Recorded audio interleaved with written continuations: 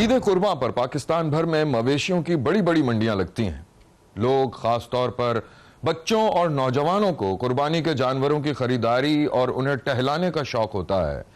लाहौर के रिहायशी हसनैन को भी कुर्बानी का अच्छा जानवर खरीदने का शौक था, लेकिन ये शौक उसे महंगा पड़ गया।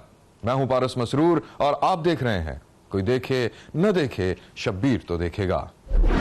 शब्बीर ने देखा कि हसनैन अपने दोस्तों के साथ मवेशी मंडी में मौजूद था और एक तरफ खड़े होकर अपनी दोस्त को वीडियो कॉल पर मंडी की सैर करवा रहा था। अच्छा ये देखो, ये कैसा है? अरे मैं क्या पसंद करूं? मुझे क्या पता कौन सी गाय सस्ती है कौन सी महंगी। अरे तुम सस्ता महंगा छोड़ो, वो मेरा काम है। तुम ये बताओ ये कैसा लग रहा है? ये तो खुराट लग रही है बिल्कुल। हाँ ठीक कह रही हो, बिल्कुल तुम्हारी तरह।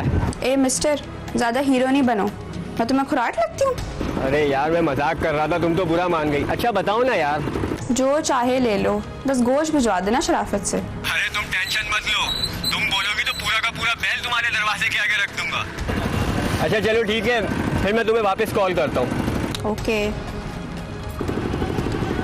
कौन है भाई इसके साथ? हाँ भाई, क्या मांग रहे हो इसके?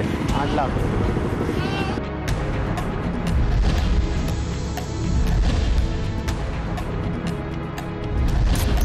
अरे यार ये तो अभी से ही पागल हो रहा है, तो ध्यान से रस्सी खोलना।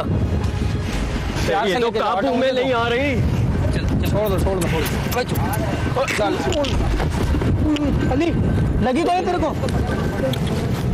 इसको तो लगा बहुत जोर से लगी। अरे ज्यादा तो नहीं लगी, मुझे लग रहा है मेरी टांग फ्रैक्चर हो गई है। आप एक काम करो, आप उसको संभालो, मैं इसको लेकर जाता हूँ हॉस्पिटल। उस रोज हसनैन के साथ सचमुच का हादसा पेश आ गया था। उसकी टांग की हड्डी टूट गई थी। बकरीद गुजर गई थी, गाय कुर्बान की जा चुकी थी और हसनैन टांग पर प्लास्टर के साथ घर पर पड़ा हुआ था। कई माह तक इलाज मुआलजा चलता रहा, लेकिन एक दिन उसे खबर दी गई कि उसका जख्म सड़ गया है और उसकी जिंदगी बचाने के लिए टांग काटनी पड़ेगी। शब्बीर ने देखा कि हसनैन अपने कमरे में सर पर हाथ रखे बैठा हुआ था। वो इस खौफ में मुब्तला हो गया था कि अगर उसकी टांग काट दी गई तो वो बाकी जिंदगी कैसे गुजारेगा। वो अपनी मनकूहा से सूरत हाल छुपाता रहा, लेकिन फिर भी उसे बताना पड़ा। वो दोनों वीडियो कॉल पर बात कर रहे थे। और क्या रिपोर्ट है? यार डॉक्टर कह रहे हैं कि गड़बड़ हो गई है, शायद टांग काटनी पड़ेगी। क्या तुम पागल हो क्या? गलत सुना होगा तुमने।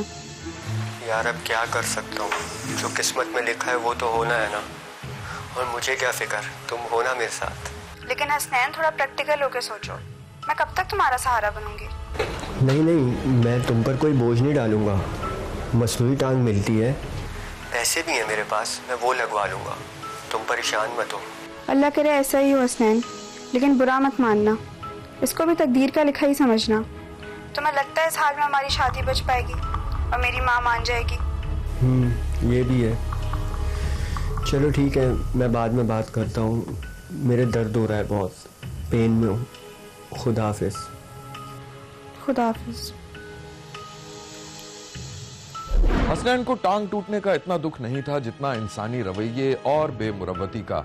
उसने तय कर लिया था कि वो मसनूई टांग लगवा लेगा और सारी जिंदगी माजूरों की मदद करेगा। शब्बीर एक दिन हसनैन को देखकर हैरान रह गया। दूसरे बरस भी ईद कुर्बान के मौके पर वो मंडी में मौजूद था। कोई पहचान भी नहीं सकता था कि वो मसनूई टांग के सहारे चल रहा था। ईद कुर्बान से चंद रोज पहले मंडी में खरीदारों का हुजूम था। मवेशी लाए ले जाए जा रहे थे। व्यापारी पलंग बिछाए अपने जानवरों की देखभाल कर रहे थे और हसनैन भी अपने दोस्तों के साथ खरीदारी में मसरूफ था। अरे ये देख भाई, ये वैसी गाय है जिसने तुम्हारे भाई की टांग तोड़ी थी। अरे इस बेजुबान जानवर का क्या कसूर था? होने वाली बात थी, हो गई। अरे नहीं, मैं तो वैसे ही बता रहा हूँ यार। फिर कैसी लग रही है ये? सौदा बना है? अगर मुनासिब सौदा हो जाए तो बुरी नहीं है। हाँ भाई, कौन है इसके साथ? जी मैं हूँ। क्या मांग रहे हो? इसके 10.5 लाख। 10.5 लाख? जी भाई थोड़ा जान यार, कुछ मुनासिब सौदा करो प्यारे भाई। आपके लिए 9.5 हो जाएगा। एक काम करो ना, आपकी ना मेरी साथ में डन। नहीं 8.5 से कम नहीं होगा भाई। चलो 7:30। 8:30 है फाइनल। आपका दिल करता है तो ले जाओ, फाइनल 8:30। चलो ठीक है भाई, फिर रस्सी खोलो। ये लो भाई, रस्सी खोल लिया पर। हसनैन ने व्यापारी से मोल तोल किया, गाय की रस्सी दोस्त के हाथ में थमाई और खुद अपनी कार की ड्राइविंग सीट पर बैठ गया। दोस्त गाय लेकर चले गए थे। जैसे ही हसनैन ने गाड़ी स्टार्ट की, हसनैन की मनकुहा ने शीशे पे दस्तक दी। हसनैन ने शीशा नीचे उतारा। चलो यार, शुक्र है कम से कम जानवर तो लोड हो गया। एक काम करो, तुम दोनों जानवर के साथ आओ, मैं गाड़ी लेके आता हूँ।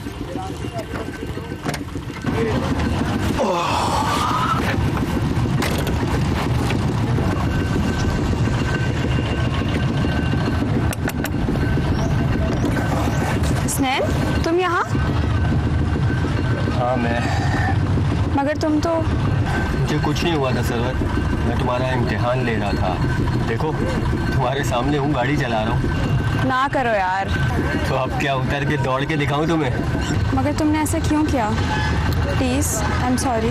शर्मिंदा मत करो यार। देखो हमने एक साथ ज़िंदगी गुजारनी थी और अच्छा हुआ ना, एक साथ रहने से पहले एक दूसरे को जान गए। अच्छा ये सब छोड़ो, मैंने सुना है अब तुम्हारा एक बच्चा भी हो गया है। चलो मैं चलता हूँ यार, और एडवांस में ईद मुबारक। गोश्त भिजवा दूंगा मैं तुम्हारा। एड्रेस वही है ना? हसनैन आगे बढ़ गया और सरवत किसी गहरी सोच में पड़ गई। हसनैन ने अपनी माजूरी का इलाज तो कर लिया था, लेकिन अब वो दूसरों की मदद कर रहा था। उसे पता चला कि किसी दूसरे शहर में किसी लड़के को मसनूई टांग की जरूरत है, तो वो वहां पहुंच गया और वो लड़का भी चलने फिरने के काबिल हो गया। मेरी माँ कहती थी कि आप मुझे भूल गए, अब इस औरत में क्या है बता। तो जब वो टांग कटी थी ना, उससे 6 दिन पहले भी उसका एक मैसेज आया था मुझे कि कुरान पाक के ऊपर हाथ रख के, खाना कबा पे हाथ रख के कहती थी अगर टांग कट भी जाती ना, मैंने आपका साथ नहीं छोड़ना था, आपके साथ ही शादी करनी थी। अगर ना करती तो मेरा पूरा खानदान तबाह हो जाता। मैं स्क्रीनशॉट भी इसका दूंगा आपको, देखिएगा। तो ये चीजें बोलती थी। अल्लाह की करनी 6 दिन बाद मेरी टांग कट गई। अगले 6 दिन बाद वो ब्लॉक कर गई, रंग बदल गए सारा कुछ। हसनैन ने अपनी माजूरी का इलाज तो कर लिया था, लेकिन अब वो दूसरों की मदद कर रहा था। उसे पता चला किसी लड़के को मसनूई टांग की जरूरत है, तो वो उसके गांव पहुंच गया। वो लड़का भी चलने फिरने के काबिल हो गया। शब्बीर ने देखा कि लड़के की माँ हसनैन को दुआएं दे रही थी। शब्बीर ने देखा कि लड़के की माँ हसनैन को दुआएं दे रही थी। बेटा आपका बहुत एहसान है हम पे, आप मदद ना करते तो मेरा बेटा कमरे में ही पड़ा रहता। वो तो हिम्मत हार चुका था। अरे नहीं माँ जी, ये तो आपका बड़ापन है, और वैसे भी मेरा ये फ़र्ज़ था। बस आप मुझे अपनी दुआओं में हमेशा याद रखिएगा। अब मैं चलता हूँ, खुदा हाफ़िज़।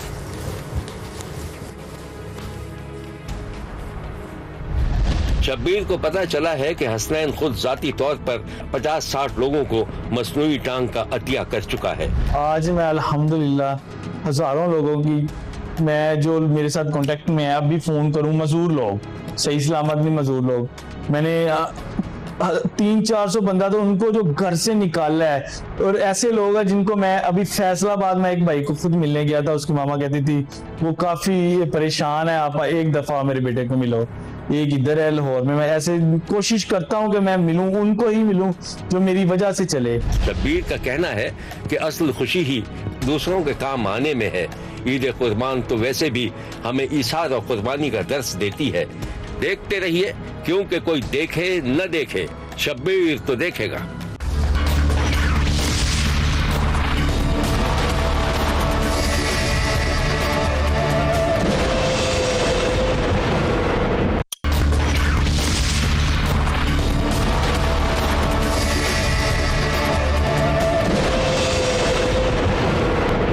ये इतनी बड़ी दुनिया है कि अगर इसमें एक बार कोई रास्ता भटक जाए या खो जाए तो फिर उसकी किस्मत में दरबदर की ठोकरें ही लिखी होती हैं। सज्जाद अपने बाप का सबसे लाडला और मासूम सा बच्चा था।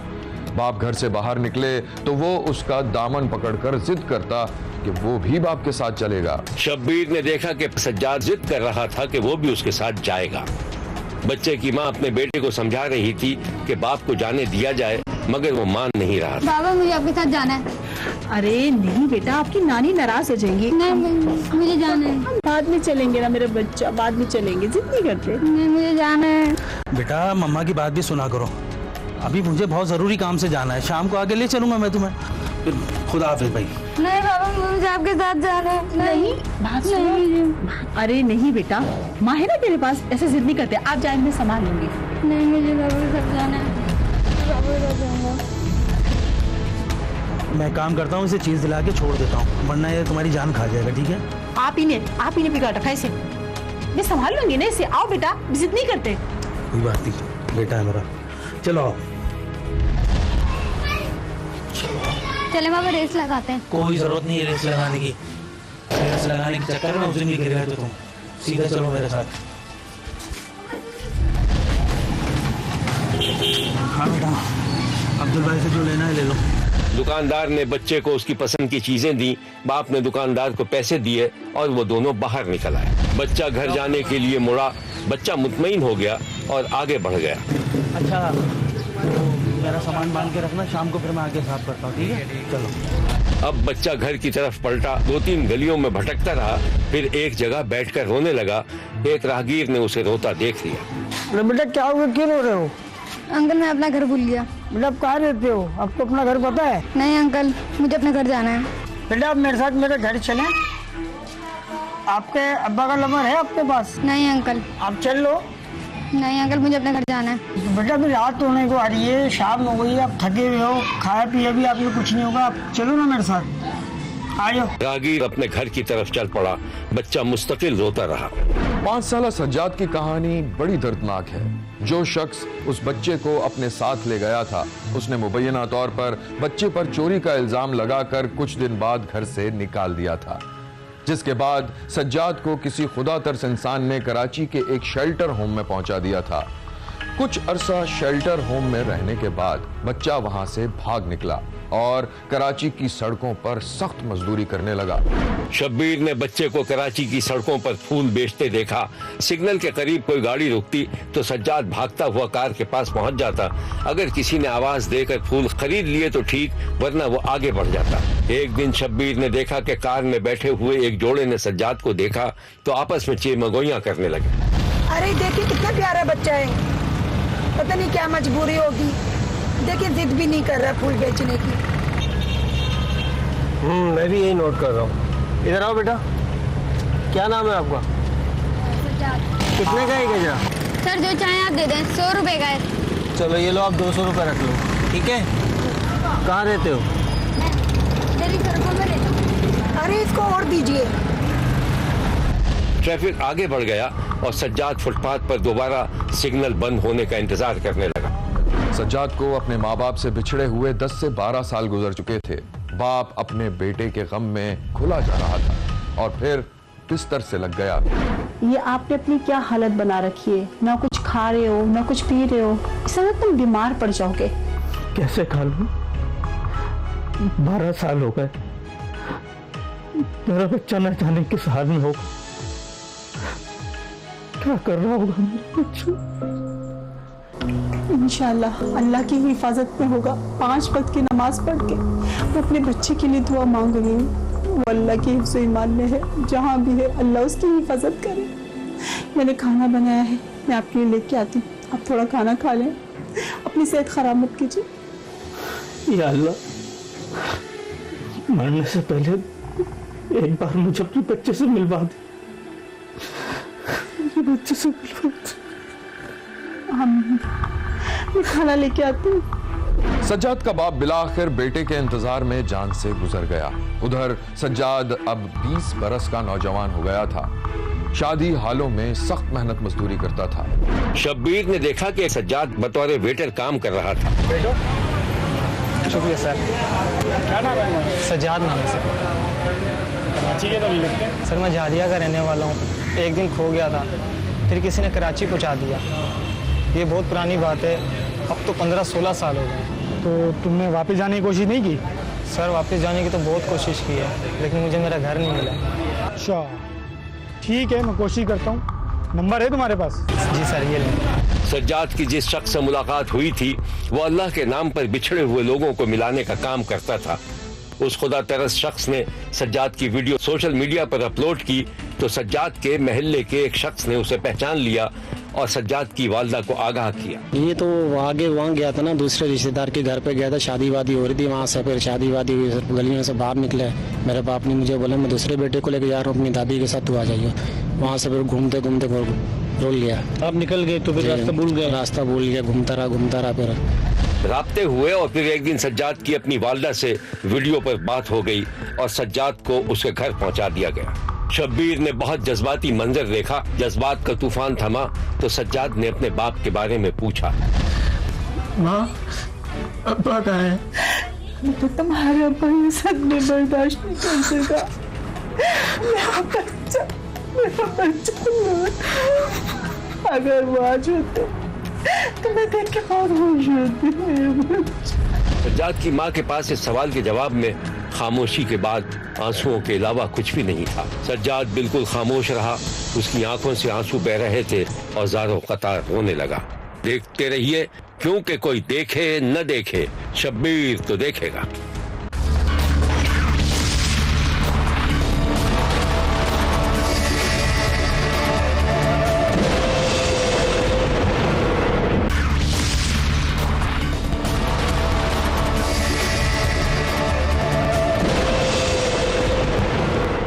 शब्बीर ने लाहौर में एक ऐसे शख्स को देखा है जो अपने घर का वाहिद सहारा था, मगर एक सफर ने सब कुछ खत्म कर दिया। फयाज बूटा गुलबर्ग का रिहायशी था। 40 साल के करीब उम्र थी, बीवी, बच्चे और एक सादा सी जिंदगी। नश्तर कॉलोनी में एक रेंट ए कार कंपनी में ड्राइवर था। 3 साल से यहाँ काम कर रहा था। घर का निजाम ठीक चल रहा था। 9 फरवरी को मालिक ने कहा एक सवारी को लेकर लाहौर से टंडो आदम जाना है। फयाज ने घर वालों को बताया और रवाना हो गया। 2 दिन तक बीवी नायला से राब्ता रहा, फिर अचानक फोन बंद हो गया। पहले दिन कहा गया सिग्नल नहीं, दूसरे दिन कहा गया बंदा वहां मौजूद है, पता चल जाएगा। 1 हफ्ता गुजर गया मगर फयाज का कोई सुराग नहीं। फिर मालिक खुद सिंध गया। वापस आया तो गाड़ी साथ ले आया मगर फयाज नहीं आया। बीवी ने सवाल किया तो जवाब मिला खामोश रहो वरना मसला हो जाएगा। ये जुमला एक बीवी के लिए डर भी था और शक भी। आखिरकार पुलिस में दरखास्त दी गई। महीने गुजर गए, तफ्तीश चलती रही और फिर सच सामने आया। टंडो आदम के करीब एक गहरे गड्ढे से फयाज की लाश मिली। हाथ पांव बंधे हुए, सर नीचे, पांव ऊपर। एक ऐसा अंजाम जो किसी दुश्मन के साथ भी ना हो। आज मालिक फरार है, पुलिस छापे मार रही है, मगर सवाल अब भी वही है, फयाज के साथ आखिर हुआ क्या? और वो सवारी जिसके साथ वो गया था कौन थी? शब्बीर ने कराची में 2 ऐसी बहनों को देखा है जिनकी मौत एक हादसा नहीं, एक निजाम की नाकामी बन गई। नाजमाबाद नंबर 1 सिराज कॉलोनी 2 बहनें ऑस्टर और एंजल, उम्र सिर्फ 17 और 15 साल, अपने छोटे भाई एलेक्स के साथ मोटरसाइकिल पर घर से निकली। घर में गैस नहीं थी तो तीनों बहन भाई बाहर खाना खाने गए। वापसी पर सड़क ने साथ छोड़ दिया। टूटा हुआ रोड, पानी से भरा हुआ गड्ढा, मोटरसाइकिल बेकाबू हुई। बहनें एक तरफ गिरी, भाई दूसरी तरफ, और उसी लम्हे पीछे से आने वाला ऑयल टैंकर उन पर चढ़ गया। दोनों बहनें मौके पर जाँ बहक हो गईं। भाई महफूज रहा मगर शायद सारी जिंदगी के लिए बदल गया। ये तीनों बहन भाई एक क्रिश्चियन फैमिली से थे, पढ़ते भी थे, काम भी करते थे। हादसे के फौरन बाद वही सड़क रातों रात ठीक कर दी गई। गोया मसला पहले से भी मालूम था। रिपोर्ट्स के मुताबिक इस साल कराची में 288 लोग ट्रैफिक हादसात में जाँ बहक हुए, जिनमें 98 अमवात हैवी ट्रैफिक से हुई। सवाल यह है कि क्या यह सिर्फ एक हादसा था या एक ऐसा निजाम जो जान लेने के बाद जागता है? शब्बीर ने शुजाबाद में एक ऐसा मंजर देखा है जहां शादी रस्म नहीं, एक पैगाम बन गई। एक ही खानदान, एक ही छत के नीचे 9 लड़के और 9 लड़कियां, सब कजन, और सबकी शादी एक ही दिन। लेकिन असल कहानी यहां से शुरू होती है। ना कोई जहेज, ना कोई नुमाइश, ना कोई बोझ। लड़के वालों ने साफ इनकार कर दिया कि हमें कुछ नहीं चाहिए, सिर्फ रिश्ता और सादगी। ये वही मौशरा है जहां जहेज ने गरीब बाप की कमर तोड़ दी है, मगर यहां एक खानदान ने रिवायत बदल दी। ये सब लोग खेतों में काम करते हैं, सादा जिंदगी मगर बड़े फैसले। उन्होंने साबित किया कि बेटियां बोझ नहीं, रहमत होती हैं। इस शादी ने सिर्फ 9 घरों को नहीं जोड़ा बल्कि एक सोच को जन्म दिया। सवाल यह है कि क्या यह मिसाल फैलेगी या जहेज की रिवायत फिर भी जीत जाएगी? शब्बीर ने मर्दान में एक ऐसे शख्स को देखा है जिसे दफन भी कर दिया गया था मगर वो जिंदा निकला। रुस्तम की मार्बल कान थी, जहां 31 मार्च को एक हादसा पेश आया। पहाड़ का एक बड़ा हिस्सा गिरा, 12 मजदूर अंदर थे, 9 जान से गए, 2 जख्मी निकले, एक शख्स लापता रहा। अब्दुल वहाब अहले खाना ने एक लाश को उसका समझकर उसकी तदफीन भी कर दी। लेकिन कहानी यहां खत्म नहीं होती। 17 दिन बाद मलबे के अंदर से आवाज आई, मैं जिंदा हूं, मुझे बाहर निकालो। यह आवाज अब्दुल वहाब की थी। मजदूरों ने हाथों से मलबा हटाया और उसे जिंदा बाहर निकाल लिया। वही शख्स जिसकी नमाज जनाजा अदा हो चुकी थी, आज अब्दुल वहाब अस्पताल में जेरे इलाज है। और अब एक नया सवाल खड़ा है, जिसे दफन किया गया वो कौन था? ये मुआजिजा था या गलती? और जिंदगी वाकई कितनी गैर मुतवक्को है। शब्बीर ने व्याहाड़ी में एक ऐसी औरत को देखा है जिसकी जिंदगी गुर्बत और मजबूरी के दरमियान पिसती चली गई। शाहिदा बीबी, 24 साल, दूसरी शादी, 2 बच्चे। शौहर बिशारत अली जो रेडी लगाता था मगर अक्सर काम नहीं करता था। घर का खर्च शाहिदा के कंधों पर आ गया। शादी से पहले वो डांस करती थी, शादी के बाद छोड़ दिया मगर गुर्बत ने उसे दोबारा मजबूर कर दिया। फिर बीमारी, कमजोरी और इनकार के अब मजीद नहीं, मगर घर वालों के लिए वो सिर्फ आमदनी थी। शौहर, बहन सब इसी कमाई पर चल रहे थे और जब उसने इनकार किया तो वो बोझ बन गई। एक दिन बच्चों को बाहर भेजा गया और उसी घर में उसे जिबाह कर दिया गया। लाश को बाहर नहीं ले जाया गया, सहन में ही गड़ा खोद कर दफना दिया गया। कई महीने गुजर गए, लेकिन यही कहा जाता रहा कि वो मैके गई है। मगर एक बच्चे के जवाब ने सच खोल दिया, पता नहीं मामा कहां है। पुलिस आई, सहन खोदा गया और 1 माह बाद गली सड़ी लाश बरामद हुई। शौहर ने एतराफ किया कि मैं तंग आ गया था। सवाल यह है कि क्या गुर्बत कत्ल की वजह बन सकती है?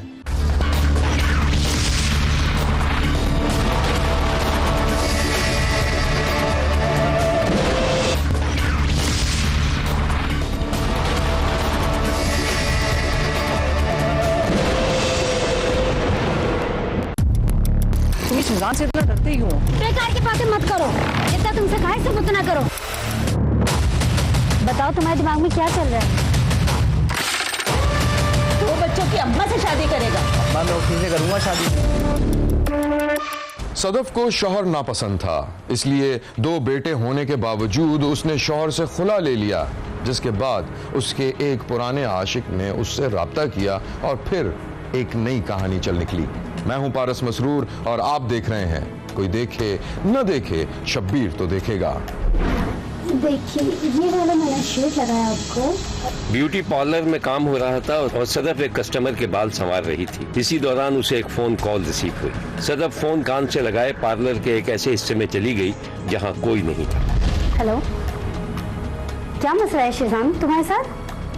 कितनी दफा तुम्हें मैंने मना किया है कि बार बार कॉल मुझे नहीं किया करो, मैं इस वक्त काम कर रही हूँ। वैसे ही तंग करने का दिल चाह रहा था। अच्छा ठीक है, ये बातें बाद में करना, अभी मैं जा रही हूँ, क्लाइंट वेट कर रही है, पता नहीं क्या सोचेगी मेरे बारे में। छोड़ो यार उनको। अच्छा एक बात सुनो, तुमने वो कौन सी क्रीम का मुझे बोला था? हाँ भाई खरीदनी है, तुमसे एक छोटा सा काम नहीं होता है, हद है।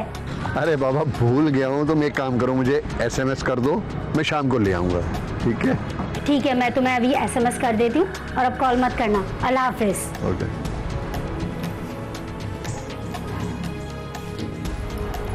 जी सॉरी, वो एक्चुअली इंपॉर्टेंट कॉल थी इसलिए रिसीव करना ज़रूरी था। एनीवेज मैं आपकी शेड लगाती हूँ। हाँ तो अब बताइएगा ज़रा, देखिए आपको शेड कैसा लग रहा है? ये थोड़ा लाइट लग रहा है, कोई और शेड नहीं है आपके पास? नहीं, एक्चुअली आपके आउटफिटर से ना ये वाला शेड ज़्यादा मैच कर रहा है और वैसे भी ये फैशन के अंदर है। ठीक है चले ठीक है, यही ठीक है। चले ठीक है। पैसे आप बाहर काउंटर पे दे दीजिएगा। ठीक है जी, थैंक यू, वेलकम। अल्लाह हाफिज। अल्लाह हाफिज।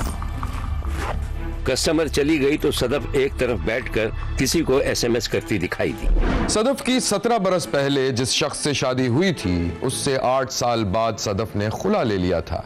तब शीजान जो उसे बहुत पहले से जानता था, चुपके से उसकी जिंदगी में आ गया और सदफ की माली मदद करने लगा। शीजान ने ही सदफ को एक ब्यूटी पार्लर खुलवा दिया था। दोनों में अच्छी दोस्ती चल रही थी, लेकिन मुबैना तौर पर सदफ मोहल्ले के एक कम उम्र लड़के रेहान से भी दोस्ती किए हुए थी। ये बात जब शीजान को पता चली तो दोनों में अनबन रहने लगी। शब्बीर ने एक दिन देखा कि रेहान मोटरसाइकिल लिए ब्यूटी पार्लर के दरवाजे पर खड़ा था। इतनी देर में शीजान भी वहां कार पर पहुंच गया। शीजान कार से उतरा तो रेहान को देखकर हवास वाख्ता हो गया।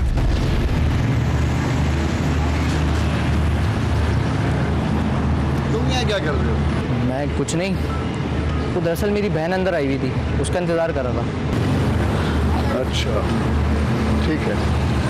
शीजान रेहान को अजीब सी नजरों से देखता हुआ दोबारा अपनी कार में जाकर बैठ गया और सदफ को फोन करने लगा।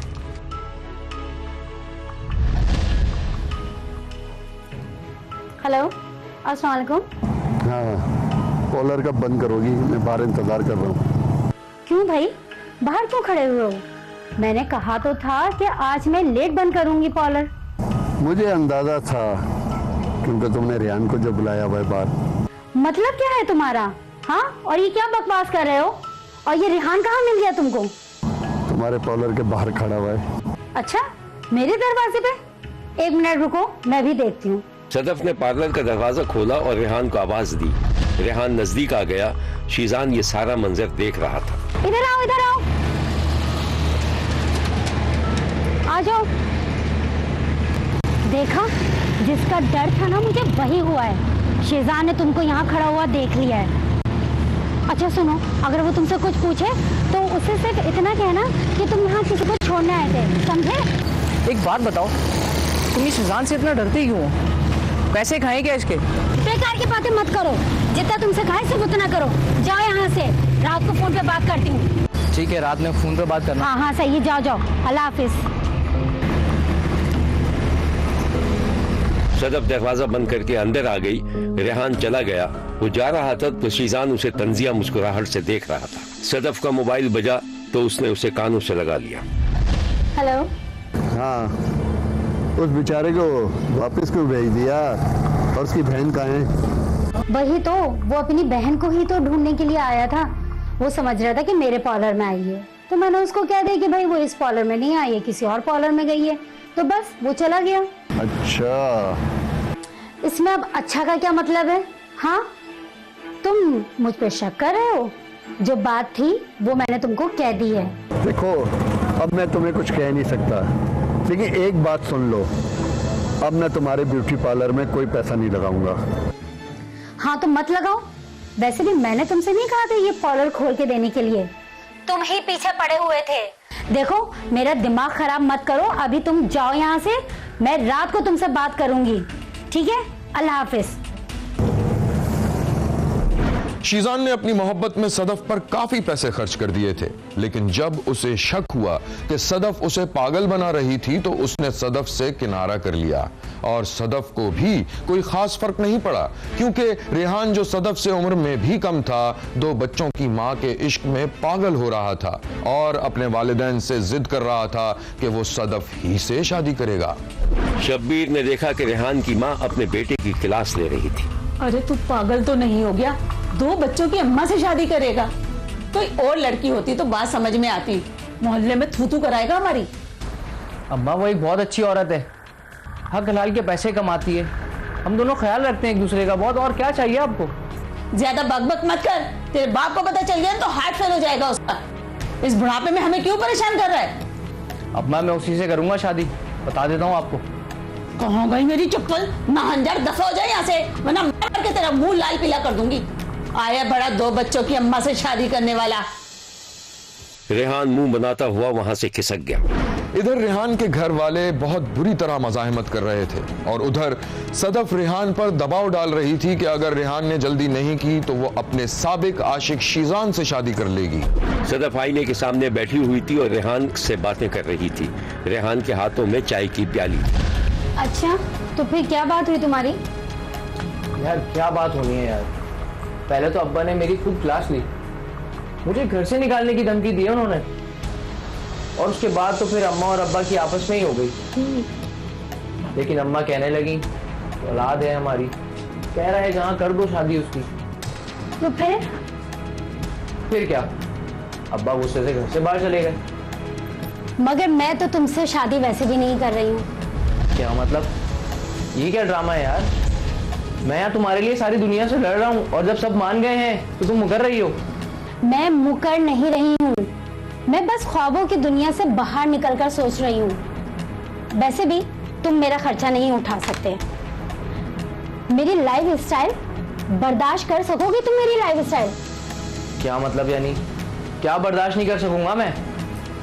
ज्यादा हीरो बनने की जरूरत नहीं है, समझे? ज्यादा बकवास करने की जरूरत नहीं है। ये बताओ ताला कहाँ रखा हुआ है? वो उस साइड पर रखा हुआ है। रेहान ने 2 बच्चों की मां से शादी कर ली थी। दोनों की जिंदगी हंसी खुशी गुजर रही थी, लेकिन शादी के 2 साल बाद जब शीजान को पता चला तो वो गुस्से से बेकाबू हो गया और सदफ से झगड़ा करने लगा। शीजान और सदफ को एक पार्क में बैठे देखा गया। मैंने सोचा था कि तुम मुझे मना लोगी और हम दोनों शादी कर लेंगे, लेकिन आंख ओझल और पहाड़ ओझल, तुमने उसे शादी कर ली और मुझसे राब्ता भी नहीं किया। राब्ता? कैसे करती मैं राब्ता तुमसे? तुम्हारा तो दिमाग खराब हो गया था, पता नहीं अपने आप को क्या समझ रहे थे। तुम खुश हो उसके साथ? खुश? बिल्कुल नहीं, जिंदगी अजाब कर दी है उसने मेरी। तो फिर तलाक ले लो। वो मुझे तलाक नहीं देगा, और वैसे भी 2 तलाक लेकर मैं करूंगी भी तो क्या करूंगी? मैं तुमसे शादी करना चाहता हूँ। ये नामुमकिन है, उसके जीते जीतो ये बिल्कुल नामुमकिन है। बस इंतजार करो, अल्लाह के हाथ से उसका बुलावा आ जाए तो फिर देखेंगे। बुलावा आ जाएगा, तुम परवाह मत करो, लेकिन फिर तुम मुझसे शादी करोगी अगर वो? अरे भाई तुम क्या पागल हो गए हो? क्या रहे हो? कैसे आएगा उसका बुलावा? ये मेरा काम है। फजर की नमाज पढ़ने जाता है ना वो? हाँ जाता है, लेकिन तुम इतने खामोश क्यों? बताओ तुम्हारे दिमाग में क्या चल रहा है, बताओ। कुछ नहीं चल रहा दिमाग में। तुम एक काम करो, अभी तो तुम जाओ घर पे, वो तुम्हारा शौहर इंतजार कर रहा होगा, मैं तुमसे फोन पे बात करूंगा। मुझे तो समझ में नहीं आ रहा कि तुम पता नहीं क्या सोच रहे हो। ठीक है चलो चलते हैं यहाँ से। चलो। इस वाक़े के कुछ दिनों बाद इलाके की मस्जिद के गेट से एक लाश मिली जो सदफ के शौहर रेहान की थी। पुलिस ने लाश कब्जे में ले ली। 24 घंटों में अंधे कातिल का सुराग लगाया गया। सदफ, उसके आशना और सदफ की सास सब इस मुबैना साजिश में शामिल थे, जिस पर अमल करके रेहान को गोली मारी गई थी। पुलिस ने मुलजिमान को गिरफ्तार कर लिया। सीसी फुटेज ने भी कातिल का सुराग लगाने में अहम किरदार अदा किया था। ये है शीजान, जिस पर इल्जाम लगाया जा रहा है कि ये रेहान के कत्ल का मरकजी मुलजिम था। वहाँ पे जाके हमने सारा जो सर्कमस्टांसेस देखे, एविडेंस कलेक्ट किए, उनकी स्टेटमेंट्स ली आई विटनेस की। उससे फाइंडिंग्स ये थी कि ये रैंडम स्ट्रीट क्रिमिनल्स से बेसिकली ये वहाँ पे मूव कर रहे थे। यहाँ से एक दफ़ा गुजरे, दोबारा वापस गुजरे, तो ये लोग जो बैठे हुए थे ये थोड़ा सा अलर्ट हुए, तो अटेंटिव हुए, तो इनकी अलर्टनेस को देख के उनको ये अप्रीहेंशन हुई कि मे बी हमें ये गिरफ्तार न कर लें। इसलिए उन्होंने बगैर रुके वो बाइक पे चलते चलते ही उन्होंने 3 फायर कर दिए। 2 उसमें से शॉप के शटर में लगे, और इसमें हमारे पास एक अच्छी लीड है। हाँ, CCTV फुटेज भी हमने कलेक्ट की है। उसके खिलाफ जो फिर कानूनी और डिपार्टमेंट इलेक्शन बनता था हमने इनिशिएट कर दिया। वो एज सच स्ट्रीट क्राइम में तो नहीं था, लेकिन बेसिकली वो नशा करके और लड़ाई झगड़ा और उसी में इसमें छीना चपटी की, उसके खिलाफ पुलिस ने फौरी कार्रवाई की। पुलिस ने मुकदमा दर्ज कर लिया है। शब्बीर का कहना है कि बाज़ औक़ात इंसान कितना बेहिस हो जाता है, बल्कि सफ़ाकी की हद तक खुदगरज भी। सदफ की शादी, खुला, फिर दूसरी शादी और उसके दरमियान पुराने आशिक की सरगर्मियों में मिलजुल कर एक अलमियों को जन्म दिया और एक सीधा साधा शख्स कत्ल कर दिया गया। देखते रहिए, क्योंकि कोई देखे न देखे, शब्बीर तो देखेगा। अगर आप भी अपने इर्द गिर्द होने वाले किसी भी गैर मामूली वाक़े से शब्बीर को आगाह करना चाहते हैं तो हमें व्हाट्सएप करें या अपनी वीडियो शेयर करें। शब्बीर 0324 742224 या हमें खत लिखें। शब्बीर तो देखेगा। Express news 5 expressway of Korangi road, Karachi. आपकी इत्तला एक अहम कहानी बन सकती है।